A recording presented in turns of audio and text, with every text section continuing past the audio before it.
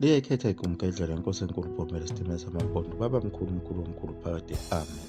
Bashayisana ngamakhanda abantu endaweni yakhona laphana eHarrismith. Bonke sebephenduke zona izinhlanya njengoba bebekade behleka yena umfo kaMayekisa ukuthi usephenduke uhlanya ngalo uNkulunkulu wakhe okhuluma emoyeni. Kanye nabo abazalwane bebandla lamaWeseli bamangele kakhulu ukuthi kanti bekunhloboni yomuntu leyana, sebezibuza manje njengoba esehambile. Phela bezwa lona udaba nodumo lokuthi uvuse phela yona leya ntombazana yakhe ebishonele laphayana emanzini lapho bese behleka khona usulu bethi onjani lo nkulunkulu wakhe ombulalela izingane. Bathuswe yilokho kodwa kubathuse kakhulu ukuthi unede nje wahamba. Lesi sihlahla besilokhu sihlupha ngokuvutha ezansi kwalo isonto lamaWeseli ngakubo kwakhe umfo kaMayekisa sivele sacisha nya asisavuthi kumanje, kodwa futhi amaqabunga aso awashaya. Kodwa bathi besahlangene ngamakhanda kanjalo kwaqhamuka elinye iqembu elithi siyasihlahla phela ebesihlale sidlula ngakuso asikhombayo athi siyowa esiyobe sifakaza ukuthi yena uvela ezulwini uthunywe nguNkulunkulu menzi wezulu nomhlaba. Siyothi mase siwile siyobe sesiphenduka idwala ngeke sibole njengezinye izihlahla noma sithezwe ngabantu beyobasa ngaso amabhodwe abo. Bafike bayizeka laba bantu indaba ukuthi lezo sihlahla phela siwile kodwa awukho nomoya ozwakalile ukuthi kwenzakaleni, ngoba ukhethe sona sodwa lesi sihlahla ezinye izihlahla kaziwanga. Baqala abantu baseHarrismith ukufikelwa ukukhulu kwethuka lokhu. Abanye babephatheke kabi ukuthi kungani lo muntu kaNkulunkulu bengambonanga ekuqaleni ukuthi uvela ezulwini.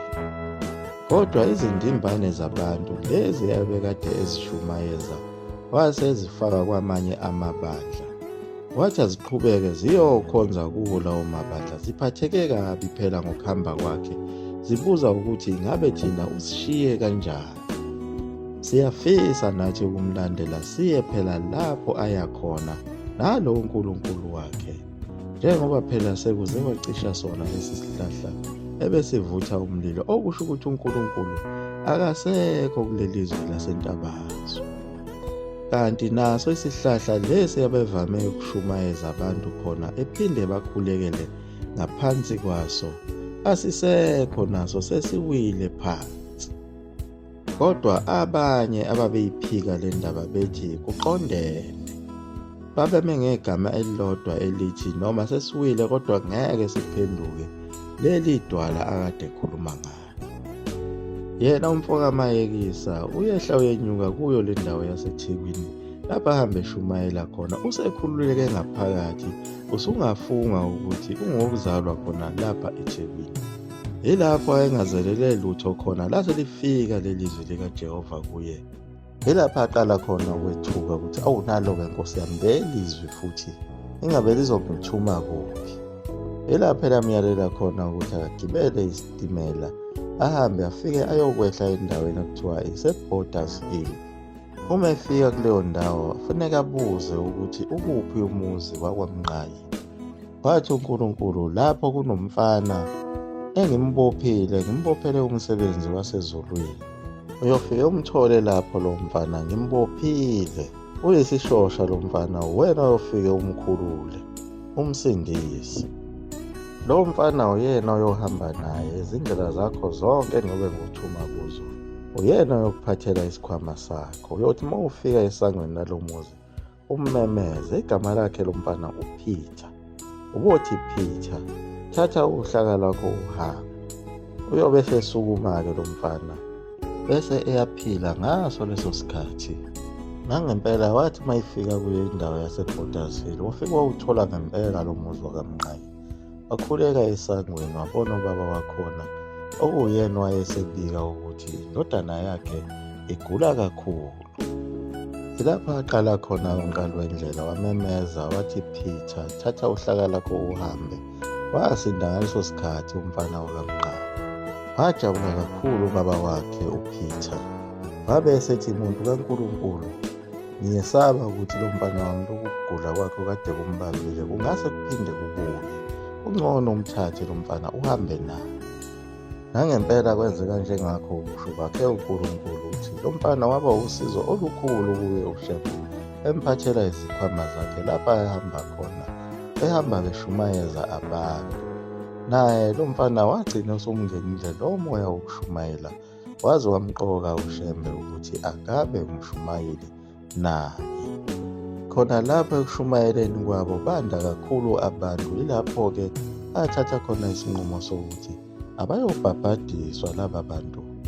Wabe sekumemezela kuzo zonke iy'ndawo lapha ekade eshumayela khona ukuthi ngosuku oluthile uzohamba ayobhabhadisa ngayo abantu olwandle kuwo nyaka ka-1910.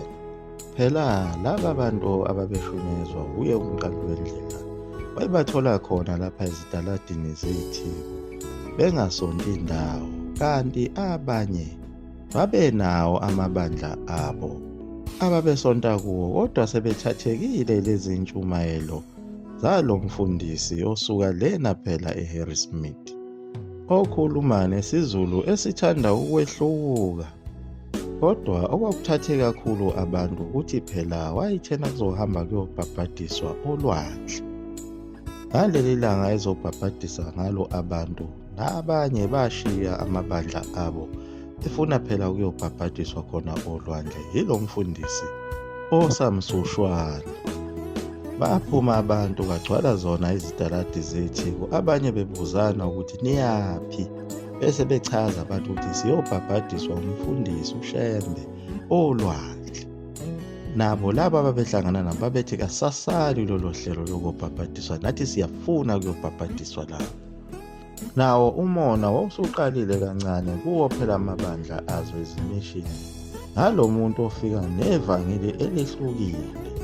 Abanye babo bamlandela yena uShembe lona isikhathi eyobhabhadiswa abantu khona olwandle. Abanye besho nokusho ukuthi lo muntu ufuna ukuyobulalisa abantu nolwandle, kumele kuthintwe amaphoyisa aboshwe lo muntu. Abanye babehambela khona phela ukuyohleka ukuthi sizobona lo mfundisi esemuka namagagasi olwandle kanye nebandla lakhe. Kwakuyiwo umshungu wabantu bebheke khona phela olwandle, nabo abelungu befuna ukuyobona lokhu kubhabhadiswa okwehlukile okuqala ngqa kulelizwe. Baze bafika khona olwandle, wabe seqala elungiselela khona phela ukubhabhadisa abantu bemile ngaphandle. Abantu bameswe nayiko kwethuka ukuthi ulwandle luthanda ukuba lubi kakhulu namhlanje. Wabonakala yena umqali wendlela esebhala phansi esihlabathini solwandle, akwaziwa ukuthi yini le ayeyibhala phansi, ngoba wathi mayiqeda ukwenza lowo mbhalo wakhe wabe sengena phakathi emanzini olwandle lugubha amagagasi lunjalo. Wabe sekusuka enkuzumalanga igagasi elaliza kuye, wabonakala esephakamisa iminwe embili emoyeni. Lathi malisondela kuyileli gagasi lashona phansi. Waphinde waqhamuka nelinye futhi igagasi elikhulu lenza okufanayo, na waphinde wakhipha yona iminwe yakhe emibili, walikhomba lashona phansi. Zonke izinkumbi zabantu ezikhona ziyawubuka lo mhlolo wenzakala lapha, nabelungu bayayibuka lento eyenziwa yilo muntu ongaziwa ukuthi wakhephi kule ndawo. Wabe seyabaqhweba-ke abantu ukuthi abeze bezongena emanzini azobabhabhadisa, ngoba ulwandle lwaseluthule. Wababhabhadisa bonke waze wabaqeda.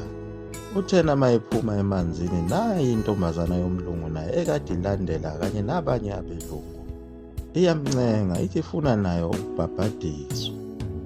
Kodwa wavele waguqa phansi, wabe sedweba esihlabathini izindlu zesiZulu. Wabe seyayikhombisa le ntombazana ukuthi mina ngithunywe kulaba bantu abahlala ezindlini ezinjena. Yadumala kakhulu intombazana yomlungu ukuba ayinqabele ukubhabhadiswa kwayo. Kodwa wabuye wabuza omunye umlungu wayekhona lapha eceleni ukuthi yena uyavuma yini. Lowo mlungu wathi uyavuma. Wabe seyayibhabhadisa-ke nawo le ntombi. Liyaguqa lapho iGumkedlela.